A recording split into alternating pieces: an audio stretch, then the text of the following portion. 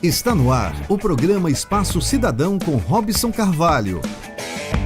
No ar, o nosso programa Espaço Cidadão, chegando em todo lugar. Onde tiver internet, pelo nosso canal do YouTube, Robson Carvalho, pode localizar também pelo Robson Cidadão e ainda chegando pelo portal Congresso em Foco. Como também chegando para a TVT São Paulo e retransmissoras em todo o Brasil, como TV aberta. No programa de hoje, dando sequência às entrevistas em parceria com as discussões do Observatório das Metrópoles,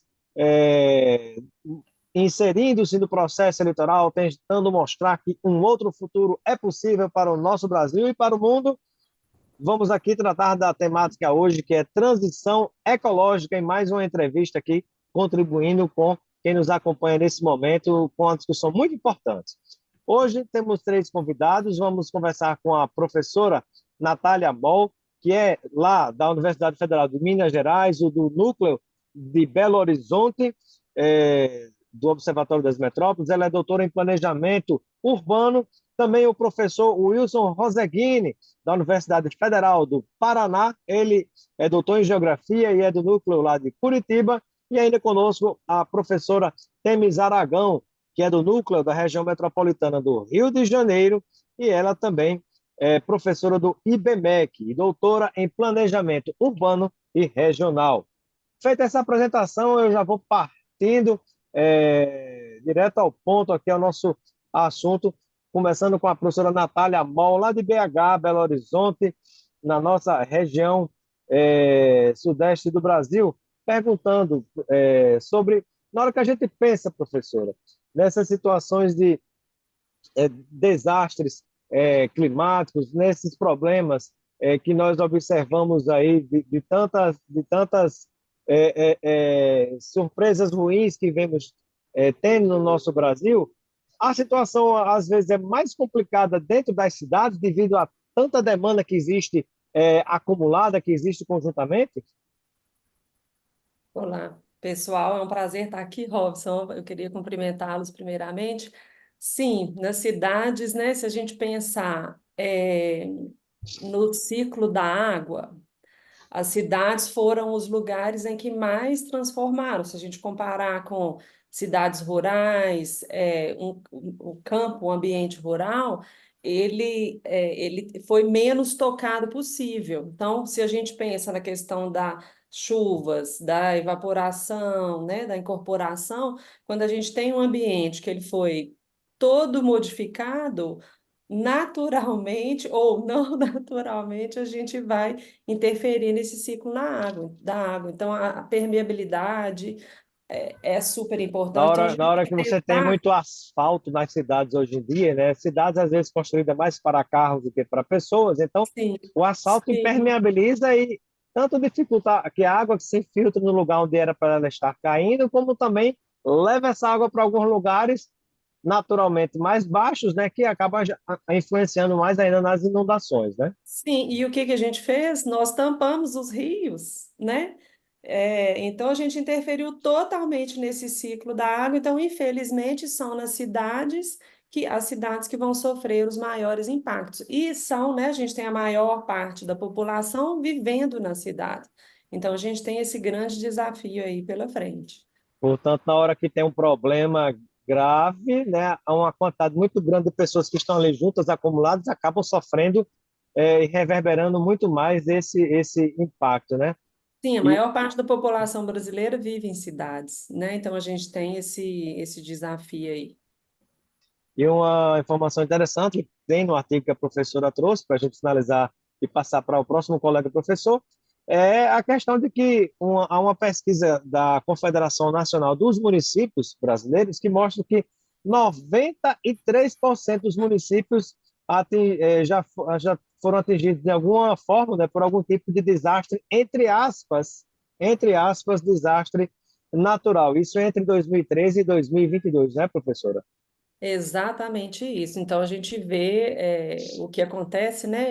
Esses dados aí, eles vão mostrar exatamente essa necessidade das cidades se prepararem, da gente Já passou da hora da gente começar a ver o que que vai fazer, a remediar, a pensar nas obras, a conversar com a população, porque vai implicar em uma participação de todos os atores da sociedade, né?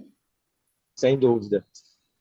Pergunta agora ao professor Wilson, saindo da região sudeste, indo para a região sul do Brasil, lá em Curitiba, Paraná, ouvindo o professor Wilson Roseguini, e gostaria de saber, professor, nós temos uma variabilidade, uma variedade muito grande dos tipos de desastres climáticos, ambientais, né? Cada lugar tem algumas características diferentes. Eu queria que o senhor pudesse nos dar alguns exemplos, citar alguns tipos desses eventos climáticos que são mais comuns hoje em dia. Olá, pessoal. Robson, um prazer poder ter essa conversa com você e com as colegas, né, a Natália Temes. Essa diversidade de eventos extremos que a gente tem, pensando em nível de Brasil, ela vai se dar justamente porque nós temos características climáticas diferenciadas no nosso país, né? Embora a gente tenha aquele conhecimento cultural do país ser um país totalmente tropical, o Brasil ele não é um país que predominam climas apenas tropicais, né? Nós temos uma importante área de transição aqui no Brasil, que fica na região sul, né, na altura do Trópico de Capricórnio, que é justamente a transição desses climas tropicais para um clima mais subtropical, ou seja, esse clima ele é uma mistura, por assim dizer, para que o nosso público consiga entender melhor, uma mistura entre o clima tropical e aquele clima mais frio, chamado de clima temperado. E essas áreas de transição, elas acabam englobando uma série de eventos extremos justamente por serem essa área de choque, onde ocorrem tanto as massas de ar tropicais, quanto as massas de ar mais frias, as massas polares. Então, esse choque, esse contraste, faz com que essa região seja muito dinâmica, né? Se a gente pegar desde o Rio Grande do Sul até o estado de São Paulo, Mato Grosso do Sul, são áreas muito propícias à ocorrência de eventos extremos dos mais diversos, né? Desde ondas de frio até ondas de calor, eventos extremos de chuva ou até mesmo de estiagem, ciclones, tornados, tudo isso ocorre com muito mais frequência nessas áreas. E é algo interessante, né, para você ver, né, quando você considera certos países no mundo, às vezes ele, por ser tão pequeno e dependendo da localização, ele só tem um tipo de eventos climáticos, né? Quando acontece algum desastre, ele só tem de um tipo. No Brasil, você tem de diversos tipos, né? Somos um país continental, né? E é interessante a gente observar que, na verdade, né, essa história do, você que é doutor em geografia, né, do riscado é, geográfico que separa, que faz o desenhozinho daquele mapinha, tanto o mapa dos países, como dentro dos países, o desenhozinho dos estados, dentro dos estados dos municípios, na verdade, tudo isso é criação nossa, é criação humana. Para a natureza não existe isso, é tudo um terreno só, né? E ali diversos climas são manifestados, diversas vegetações, biomas, né? Estão ali presentes, Sim, né? exatamente, muito bem lembrado. Inclusive, foi muito bem destacado por você, ao colocar aspas na questão dos desastres naturais, porque a gente hoje tem plena consciência de que todos esses desastres que vêm acontecendo no mundo, eles não têm nada de natural. Inclusive, hoje a gente fala muito sobre uma crise climática que estaria acontecendo, e parafraseando um colega geógrafo também, o professor Francisco Mendonça, que costuma repetir muito isso, inclusive em palestras, a gente não está vivendo uma crise climática, a gente está vivendo uma crise social, né? Isso tudo que está acontecendo representa Ou a forma uma crise humana, humano-climática, digamos assim, né? isso. Se a gente pode criar essa palavra, né?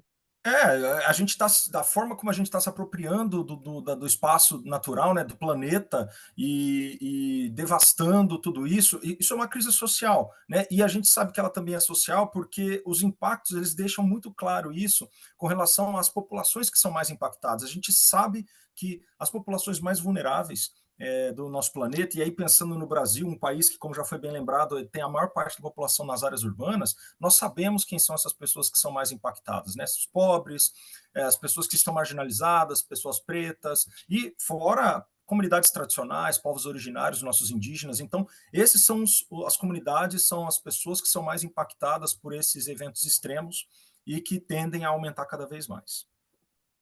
Muito bem, vamos voltar para o Sudeste, lá no Rio de Janeiro, com agora a professora Temis Aragão. Professora, e nós estamos falando aqui de um país continental, gigantesco como o nosso, E nós temos vários tipos de biomas, né? Você tem caatinga, você tem cerrado, você tem tanta coisa no nosso Brasil. E é incrível perceber que em alguns lugares do Brasil as pessoas estão sofrendo com o excesso d'água, em outros lugares está sofrendo, como no caso do Pantanal, que é o Rio Grande do Sul, e outras sofrendo, como no caso do Pantanal, com a falta d'água, né, no Cerrado também, né, com excesso de queimadas. E aí eu queria, pensando nessa questão, eu queria que a professora falasse um pouquinho sobre qual a relação disso com sistemas de áreas verdes. E o que é que são os sistemas de áreas verdes? Bem, falando sobre todos esses aspectos, né, que o professor Wilson e a professora Natália colocaram, a gente vê que no contexto das mudanças climáticas, os eventos naturais, eles têm sido muito mais frequentes, muito mais intensos e muito mais concentrados territorialmente, né? E essa aceleração, né, e intensificação desses eventos, ele se dá principalmente pela ação do homem, né? Então, por exemplo, o Brasil está vivendo atualmente alterações, né, fenômenos super fora da curva, né, de das séries históricas. Por exemplo, a gente aqui no Rio de Janeiro, a gente está em pleno inverno, um inverno que está fazendo 31, 32 graus, e chega à noite você está com 27 graus. Então, assim, são temperaturas que não condizem com a estação do ano. E isso diz respeito, assim, a gente tem que começar a ligar, fazer a relação entre a forma que o homem tá atuando em suas políticas econômicas. Por exemplo, o aumento da fronteira agrícola, né, para cima do bioma amazônico, a destruição da caatinga, do cerrado, está gerando áreas de desertificação no país, né, ali no Nordeste, e essas transformações, elas vão alterar, como a professora Natália bem colocou, o próprio ciclo da água, né? Então, antes a gente tinha um ciclo, né, e um caminho onde as águas passavam e onde as correntes, né, as frentes frias chegavam, e isso tudo traz um equilíbrio entre o solo, a vegetação, né, o clima. Então tá tudo interligado. Na cidade, Interligado e agora desequilibrado por causa da ação humana, né, professora? Para a gente, eu me recordo aqui exatamente. que está muito comum a gente observar na televisão, ouvir nos rádios, né?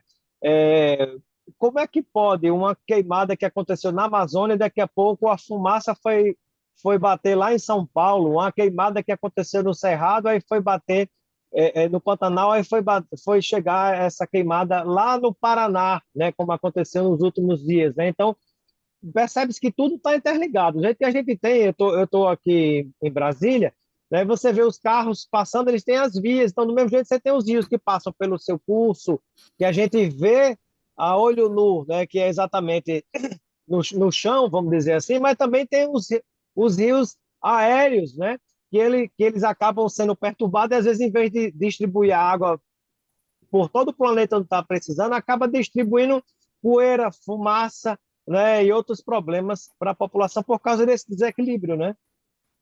Exatamente. Como a gente está falando das cidades, né, onde grande parte do problema, né, e as soluções também podem estar lá, né, acontecem porque são essas populações que consomem, né, os produtos dessas áreas de produção.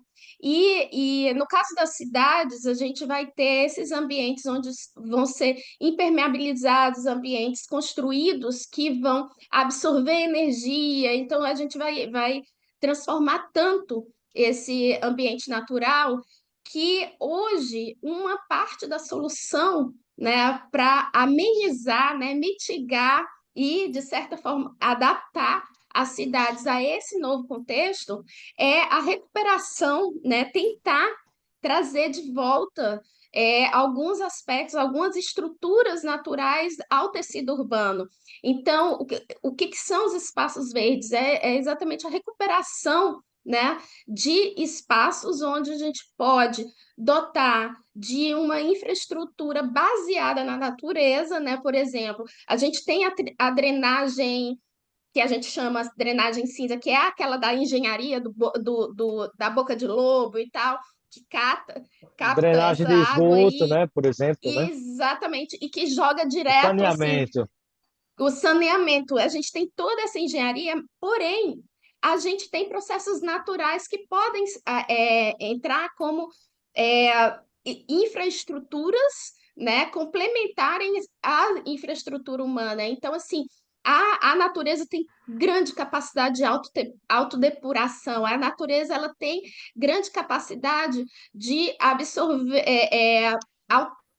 equilibrar temperaturas. A gente vai, se a gente tirar um pouco, assim, descobrir o nosso solo, a gente vai ter ali uma esponja muito grande para absorver parte dessa drenagem, né? Que essa água que chove, que ela é empurrada para áreas mais abaixo da bacia hidrográfica, né, dos rios. Então, jogando o problema para outro lugar, né? Então, você pode, ao recuperar essas áreas verdes e tratá-las de uma forma mais compatível de como a natureza funciona, né? A gente nos assumirmos como parte da natureza, né? Então, isso poderia ser o começo, né, de um processo de apaziguamento, né? É Perfeito. lógico que o problema é muito maior, né? A gente vai precisar de muito mais políticas, porque a questão da transição ecológica, ele Isso. vai impactar na mobilidade, né, assim, no uso dos combustíveis fósseis, como é que nossa matriz energética está funcionando. Então, são vários aspectos que estão relacionados com todas essas mudanças climáticas. Então, tem muitas Perfeito. políticas que têm que ser discutidas para as cidades. Sem dúvida. Vamos começar a fazer isso agora, né? E o homem, como você fala, né, precisa fazer as pazes com a natureza. Passo agora para a professora Natália Moll, lá do Núcleo de Belo Horizonte, lhe perguntando, professora, é, há uma coisa que a senhora destaca nas suas pesquisas muito importante, que é a necessidade de planos locais de prevenção e gestão de riscos, né? Nas próprias cidades. E estamos aí às vésperas de um processo eleitoral, vem aí eleições para vereadores e prefeitos em todo o Brasil. E eu gostaria de saber, será que nós temos capacidade para criar planos para cada cidade brasileira? Temos pessoas que conhecem do assunto, profissionais suficientes para dar conta de tudo isso? Tem projeto ou precisa começar quase que do zero essa urgente necessidade?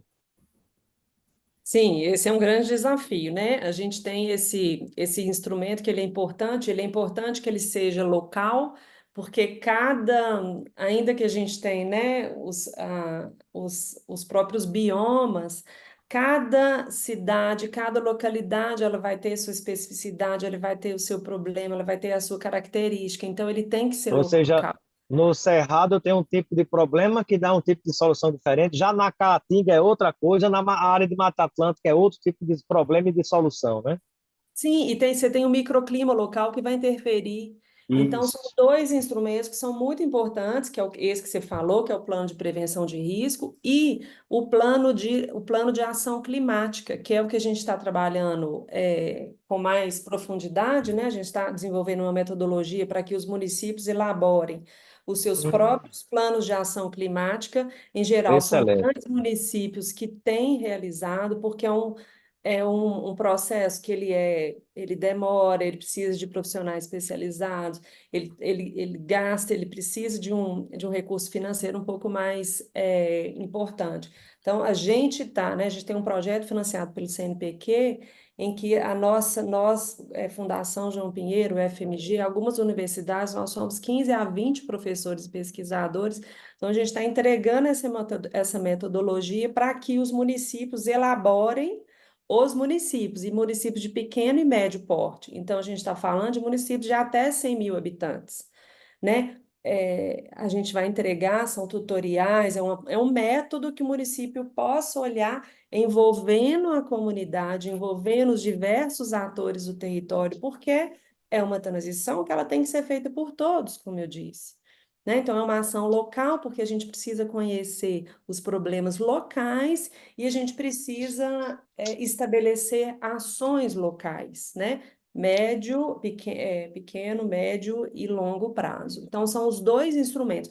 O plano de prevenção de risco, ele é um plano mais específico para a gente atacar os problemas, os riscos iminentes, onde a gente tem mais áreas mais críticas na cidade. O plano de ação climática, ele envolve diferentes temas, a gente vai trabalhar com agricultura, resíduos, planejamento urbano, espaços públicos, governança, uma série de ações que vão trazer os diferentes atores e ele é construído, então, de uma forma participativa, né? O nosso método. Existem vários métodos no Brasil, no mundo.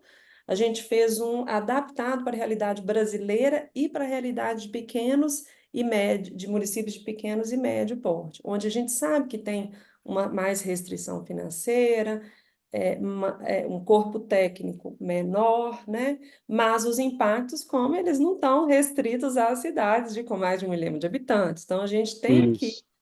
fornecer esse auxílio técnico para que esses municípios consigam olhar para esses problemas e definir ações. Muito importante, professora. E, por exemplo, imaginemos agora o prefeito, o vereador de uma cidade de médio e pequeno porte no Brasil que queira ter acesso a esse plano que foi criado por você e esse conjunto de pesquisadores e pesquisadoras para fazer uma adaptação na sua cidade. Como é que eles podem ter acesso?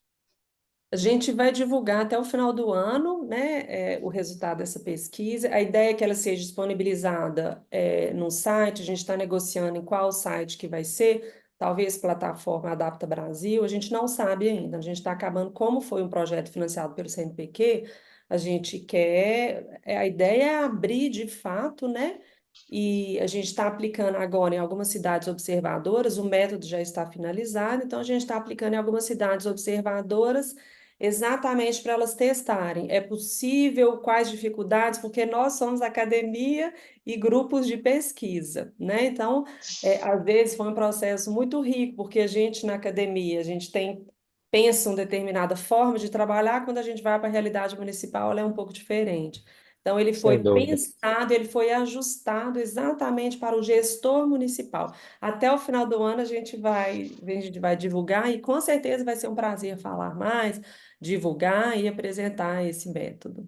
Perfeito. Então, aí para os próximos mandatos, né, começando a partir do próximo ano, sem dúvida, ninguém vai mais poder reclamar, dizer que não tem ideias, né, tá? Vai ter documento no papel para você adaptar na sua cidade, né? Exatamente. Maravilha. Começar o processo para engajar os atores, para chamar a comunidade, o método vai estar, existe. E espero ver nesse decorrer aí, né, se as pessoas estão dispostas a entender que é importante desmatar menos para passar boiada, criar gado e plantar soja, né, porque os efeitos se voltam, inclusive, contra eles próprios, né?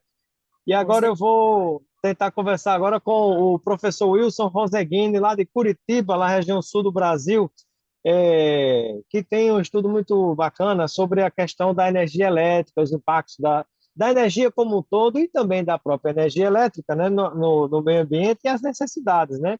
E eu quero lembrar também aqui, com base em dados que coloca o professor, né, que as cidades são responsáveis por 70% da emissão dos gases de efeito estufa, estando 20% sendo cabendo a 20% disso cabendo ao transporte rodoviário, né? Então é muito importante destacar esse dado, mas eu queria provocar o professor agora sobre a questão de energia, professor. O que é que a gente pode falar? O que é que a energia tem a ver, seja elétrica ou outra fonte de energia, tem a ver com toda essa questão que estamos discutindo, com a transição ecológica também. Excelente pergunta, Robson. A energia ela é muito importante porque hoje a nossa sociedade ela tem criado cada vez mais uma dependência muito grande das tecnologias. E essas tecnologias demandam energia, né? Então, num planeta onde essa demanda aumenta continuamente, a busca por novas fontes energéticas ela tem sido crescente. O grande problema que nos deparamos hoje é justamente de qual forma essa energia, de que forma essa energia está sendo produzida, né? E O aí Brasil, por exemplo, só abrindo hum, parênteses, professor, antes de falar da forma de produção, você falando sobre cada vez mais que a gente consome energia, né? Então, pensando na energia elétrica, você tem a televisão que está consumindo energia, as lâmpadas estão consumindo energia. Você tem o airfryer que você comprou um liquidificador né, na sua cozinha, né? O fogão elétrico está consumindo energia, as baterias dos celulares e agora a grande novidade que está crescendo carro muito no elétrico. mundo inteiro, os carros que não é energia exatamente no primeiro momento elétrica, tem outra forma de armazenamento, mas também consome a energia elétrica para reabastecer as baterias, né? Os carros verdes, como a turma tem chamado, né? Exatamente. E existe até uma cultura que ela precisa ser construída em cima dessa questão. Se a gente for considerar, por exemplo, carros elétricos, né? Tem até algumas charges na internet que eles mostram a pessoa com peso na consciência, porque a energia, porque ela está usando um carro movido a combustão, né? A combustíveis fósseis, e ela está ali com peso na consciência, aí de repente aparece numa outra figura, ela com um carro elétrico e com a consciência tranquila, mas o carro elétrico carregando numa tomada que está ligada numa termoelétrica que é poluidora. Então, assim, é esse futuro que nós queremos? Não, não é esse o futuro que nós queremos, né? Nós temos que descarbonizar toda a matriz, de ponta a ponta. Porque, como eu falei, não adianta, hoje a gente tem um congestionamento nas grandes cidades e até nas médias, de veículos a combustão emitindo gases de efeito estufa. Nós não queremos no futuro um congestionamento de veículos elétricos, independente se essa fonte energética desses veículos está sendo limpa ou não. Por quê? Porque a gente continua com a mesma mentalidade, né? E ainda assim, falando a Transporte respeito dessa. individual ao invés de transporte coletivo, transporte de massa, né? Exatamente, exatamente. Por isso que tem que ser trabalhada uma nova cultura, uma nova consciência na população.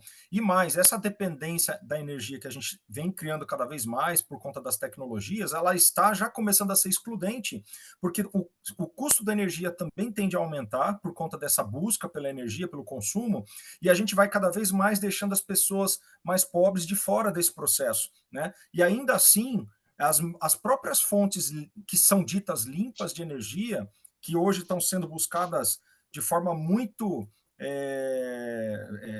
com muita vontade, né? Eólica, solar, o Brasil tem grande potencial nisso, elas mesmas não estão prevendo o impacto que elas podem causar nos locais. No Brasil, por exemplo, nós temos um grave problema na região Nordeste, que é uma das grandes produtoras de energia eólica do país e também solar, de instalarem essas turbinas eólicas muito próximas de comunidades, das casas dessas populações mais vulneráveis, né? Então, assim, e essas populações, elas sequer têm acesso a essa energia, que é uma energia que elas também, a cultura e capitalista, ela está desenvolvendo uma dependência nessas populações, mas elas não têm acesso. Então, assim, quando a gente fala de energia limpa, eu entendo que ela não tem que ser limpa apenas na fonte que ela está sendo extraída, ela tem que ser limpa eticamente, né? Então, ela não pode passar por cima de comunidades tradicionais, de povos originários, não pode passar por cima de populações vulneráveis em geral. Então, tudo isso tem que ser pensado, porque isso faz parte dessa transição ecológica que nós estamos passando no planeta. Essa transição, ela leva em consideração justamente essa mudança de matriz energética que a gente está buscando,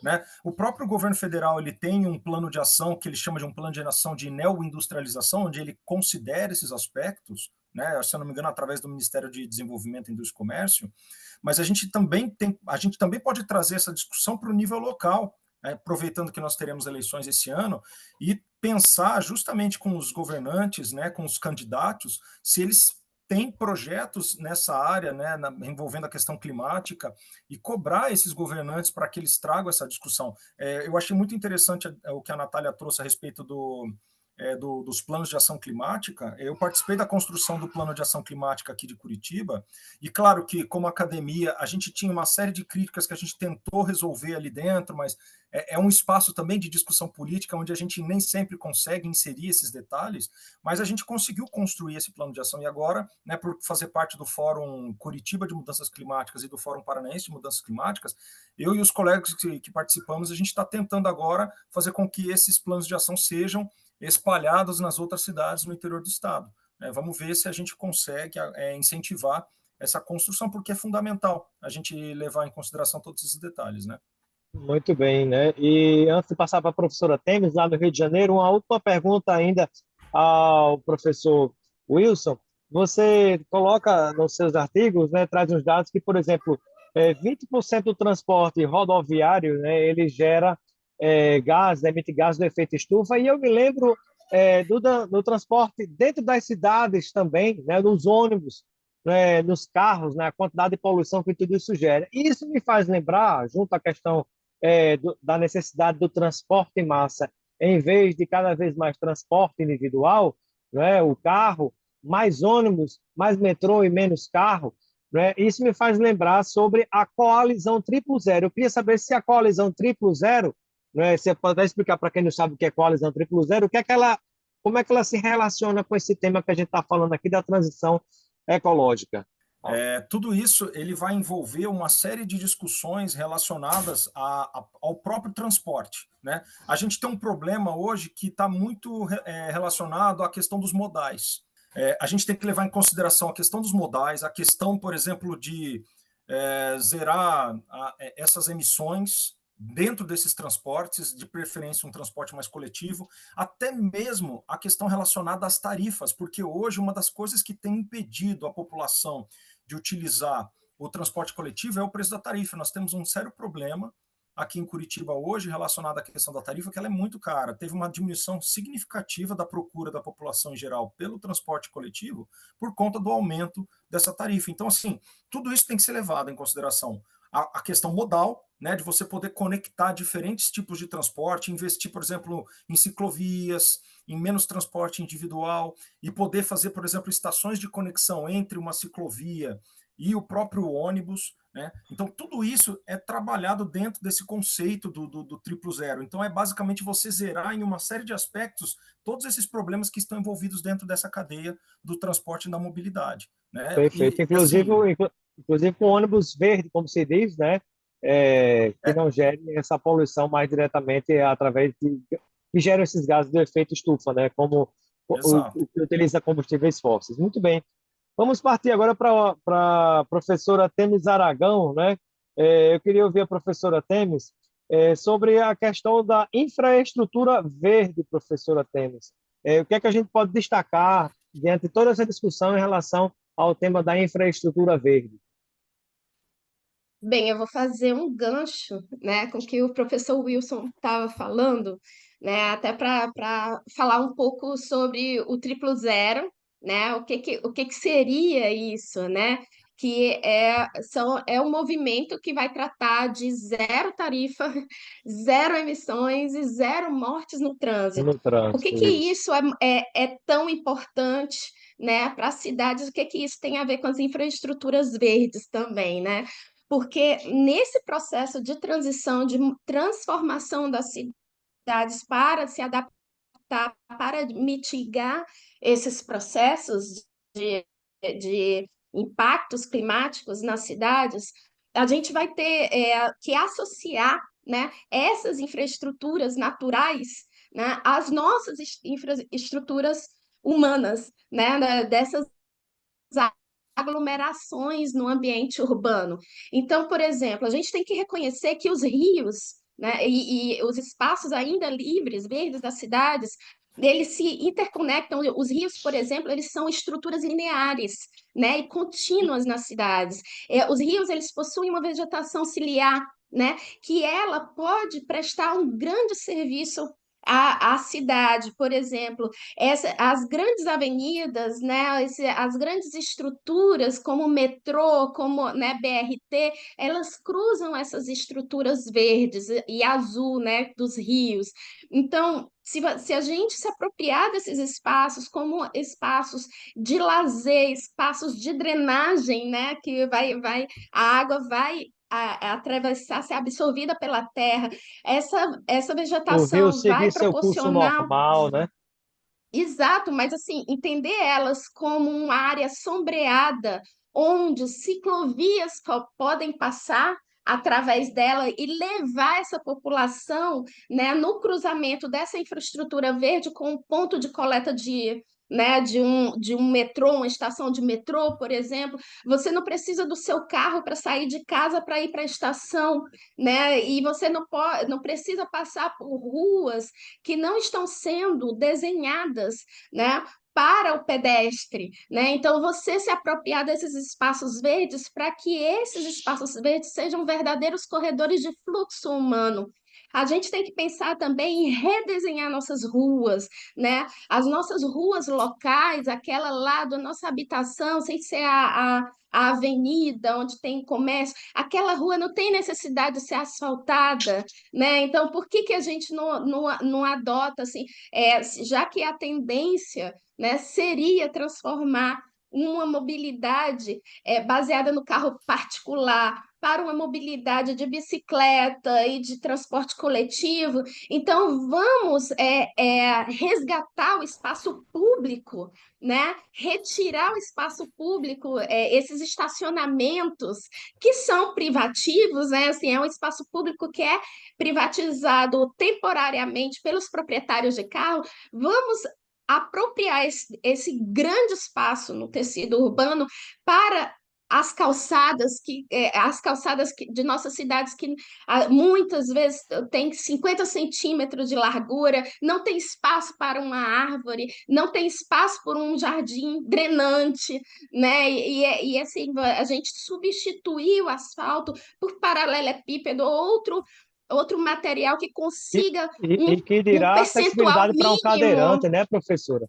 Exatamente. Então, assim, tem tantas soluções para a gente adotar nas cidades, né? E aí, falando, a gente estava falando aqui das eleições, né? E da gente ver quais são as políticas, mas eu queria também fazer uma fala não somente para os governantes que assim ou os candidatos que queiram, né, trazer uma proposta de mudança climática. Eu queria trazer uma fala para os eleitores, né? Assim, a gente tem que observar quais são os grupos políticos, porque não na nossa política não é o vereador, não são grupos políticos que tem seus candidatos também, né? Então a gente está falando de energia eólica, energia, né, solar. A gente sabe que essas tecnologias ainda estão muito caras para o acesso generalizado, né, da população, uma autonomização, né, das pessoas, assim, uma pessoa para botar placa solar no seu telhado, né? Você precisa de um financiamento, então a gente não está falando daquela vasta gama, aquela fração da sociedade que não tem dinheiro para isso. E às vezes assim, não tem dinheiro nem ao menos para a matriz energética tradicional, né? Que é assim, a matriz energética é muito cara. E Só tem aí a gente energia, às tem que vezes, graças democratizar. à luz para todos, né? Exatamente. E aí eu chamo a atenção para a gente observar um projeto de lei muito importante que foi proposto ano passado, né? Então, assim, a gente está falando do município, mas a gente tem que associar, né, os nossos candidatos a qual grupo político, qual partido político que está no Congresso, porque a gente tem o PL 4831, né, que foi protocolado ano passado. O que que esse projeto de lei que está rolando no Congresso fala, né? Ele está trazendo, né, restrições à ampliação de energias limpas autônomas pelos consumidores. Então, assim, está trazendo benefícios, assim, propondo indenizações às grandes concessionárias, né, por eventuais perdas de arrecadação, né, de crescimento de lucro, né, assim, caso a população comece a adotar energia limpa, né? Que A energia absurdo, né? solar, a energia eólica, aí as concessionárias que atuam numa lógica de lucro, né? Que tem que prestar, né, seus lucros aos seus né, acionistas, Entendi. Então, livre mercado esse nada, né? Exatamente. Então, a gente está discutindo, esse PL não está discutindo, né? Ele está indo na contramão da transição ecológica. Ao Ele invés é de um mais acesso, a PL população de beneficia a turma que está comprando as companhias elétricas, né? Verdade. Exatamente. É um PL que vai fortalecer o status quo das concessionárias e vai Perfeito. representar um grande obstáculo para a energia verde, né? Para a Muito bem. energia produzida pulverizadamente pela população. Então, assim, é muito importante que o eleitor hoje preste atenção qual Fique é o atento. grupo político que está apoiando esse PL, né? Sem dúvida.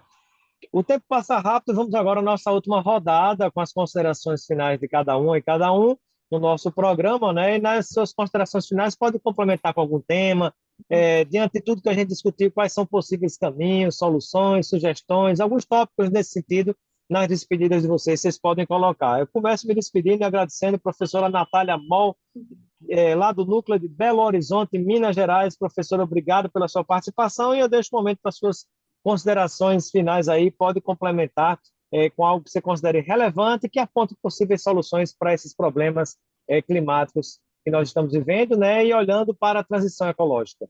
Obrigada pela participação, foi um prazer. A gente tem muita coisa para conversar, né? Eu estava comentando aqui com os colegas. A gente continua, acho importante continuar essa conversa. E eu queria fechar falando que a gente precisa, a nossa sociedade ela precisa mudar. Como a gente falou lá no início, a gente está vivendo uma crise social, né? Então, a gente tem mudanças nas diferentes. Sim, a gente tem importantes mudanças. Quando a gente tem um PL desse correndo, que vai no sentido contrário, a gente tem ações nas diferentes escalas. E a ação, enquanto indivíduo, enquanto cidadão, a gente pode muito, né? A gente pode desde fazer a escolha, né? Conhecendo as possibilidades e ações, mudanças no nosso comportamento, mudanças no dia a dia, existem práticas interessantes acontecendo, existe uma série de projetos relacionados aí, catadores de papel, reciclagem, o próprio consumo, a gente precisa revisar o nosso modo de viver. E isso, né, Reciclar, reutilizar, reaproveitar, a gente mais umas três precisa, coisas aí, né, professora? sim, repensar, né, Repensar, engajar, né? agir, votar corretamente, gente, isso que a professora Temes falou é muito importante e é muito sério, né? Então, assim, resgatar esse poder do indivíduo, eu acho que isso a gente precisa considerar primeiramente. Muito obrigada, Obrigado. prazer, e vamos continuar a conversa Vamos em uma sim. próxima Obrigado. rodada. Foi um Perfeito, obrigado, professora. prazer, obrigada. Agora vamos com o professor Wilson Roseguini, lá de Curitiba, o núcleo de Curitiba do Observatório das Metrópoles. Obrigado, professor, pela sua participação, suas considerações finais, né, e pode complementar aí com aquilo que considera importante, ou ideias, né, possíveis soluções, caminhos, né, para a gente sair, para a gente fazer a transição ecológica e minimizar esses desastres climáticos que temos vivendo. Eu que agradeço o convite para poder participar desse bate-papo tão agradável e profícuo e concordo com a Natália, a gente precisa continuar porque tem muito assunto para tratar a respeito desse tema. E uma das coisas importantes, na realidade duas, que inclusive eu comento muito com os meus alunos aqui na universidade, né, e eles às vezes ficam desesperançosos do futuro por conta do que a gente vem observando no clima, né? Ah, professor, então não adianta mais fazer nada, né? Nós perdemos o ponto de não retorno. Eu falo para eles, sim, a gente ainda tem muito que a gente pode fazer, né? Pensando em questões de adaptação e mitigação, principalmente nas áreas urbanas, que é onde a gente concentra a maior parte da população e onde esses eventos têm se intensificado mais, né? A gente gosta de dizer na geografia, onde são mais intensas as relações sociedade e natureza. E pensando em sociedade, é importante a gente também pensar que nós temos que mudar a nossa forma de ser como sociedade. Eu gosto muito de dizer para eles também, para os meus alunos, que a gente precisa deixar de ser uma sociedade apenas remediativa, ou seja, que só resolve os problemas quando eles acontecem, e pensar numa sociedade mais preventiva, quiçá regenerativa, né? Porque Isso tudo demanda um esforço, isso demanda custo também, por isso muitos governantes não abraçam essa causa, porque sabem que isso vai demandar custos, e realmente não é barato a gente fazer essa mudança de paradigma na nossa sociedade, né? Deixar de ser apenas Mas tem remediativa que e passar a começar, ser. né? Exatamente. Eu gosto de usar como exemplo para isso a questão do próprio seguro que a gente faz para o carro, né? Hoje a gente pode pagar tão caro para fazer seguro, e às vezes a gente fica anos ainda bem sem precisar acionar o seguro, e aí você fica pensando, poxa, 10 anos que eu tenho seguro no meu carro, nunca precisei usar, eu acho que esse ano eu não vou pagar. E aí acontece alguma coisa, né? E aí acaba saindo muito mais caro. Então, assim, pagar o seguro todo ano é caro, mas ele te garante lá na frente, talvez, que você não tenha surpresas. Né? E eu acho que pensar em uma sociedade preventiva, ou seja, se antever a esses problemas causados pelos eventos extremos, envolve um investimento maior para você criar ações de adaptação e mitigação, mas que podem minimizar esses impactos no futuro. Então, a gente precisa mudar esse conceito na nossa sociedade. A gente começa isso a partir da educação. Né? E a gente fala hoje, Sem inclusive, de uma dúvida. questão relacionada à educação climática. Eu tenho trabalhado muito através de advocacy com um grupo de colegas aqui em Curitiba, numa PL, inclusive, que em breve a gente espera que ela tramite na Assembleia Legislativa aqui no Paraná, uma PL de educação climática, para a gente poder envolver esse tema de forma transversal com a própria educação ambiental nas escolas paranaenses, para trazer já desde as gerações que virão essa preocupação relacionada às mudanças climáticas, que na realidade hoje a gente já nem Perfeito. fala mais de mudança climática, hoje a gente fala de emergência climática. É Mas mesmo. é possível ainda? Existe a esperança da gente tentar reverter ou minimizar? Existe. Então, nós vamos continuar trabalhando por isso. Obrigado. Perfeito. Obrigado, professor Wilson. Com as despedidas, agora a professora Temis Aragão, Rio de Janeiro. Obrigado, professora. Suas considerações finais e pode complementar com algo que considera importante. Bem, eu queria agradecer também ao convite, né, esse tempo aqui, esse debate muito interessante, muito envolvente, né? Eu acho que de uma forma geral, eu vou dar o mesmo recado que a professora Natália, o professor Wilson trouxeram aqui, né? E que realmente o resultado, assim, a grande conclusão de vários debates sobre o tema, que é a gente pensar, né, sobre a nossa postura em relação ao mundo, né? Pensar a nossa postura em relação ao nosso voto, a nossa postura em relação ao nosso lixo, o que que você compra, de onde vem aquele tomate que você come na sua salada, né? Você deixar, assim, é preciso que a sociedade deixe de ter uma postura alienada em relação à sua existência, né? Você se levantar um dia de manhã e viver seu dia sem problematizar de onde as coisas vêm, né? O que está E envolvido depois em para onde tudo elas vão, né? aquilo. Para onde vai seu lixo e tudo Exa aquilo.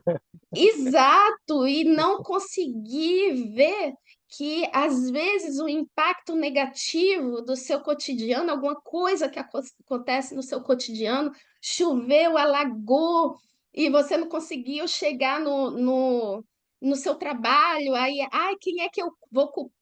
E às vezes Às a vezes começou dentro causa de está em casa. você mesmo, né?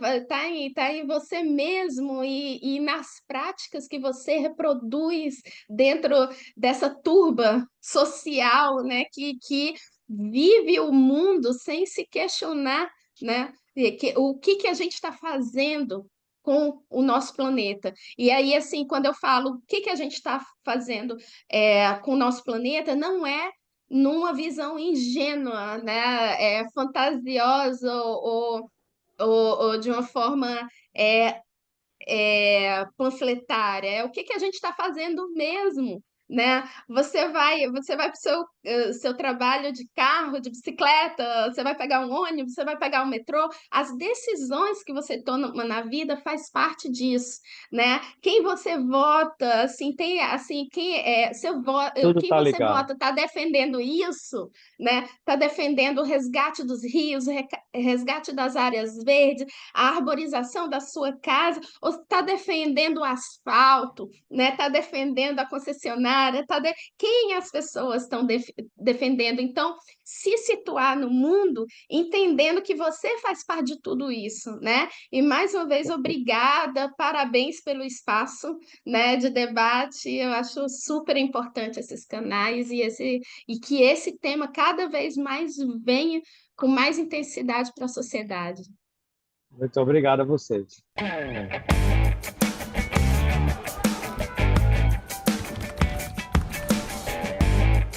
Você ouviu o Espaço Cidadão com Robson Carvalho.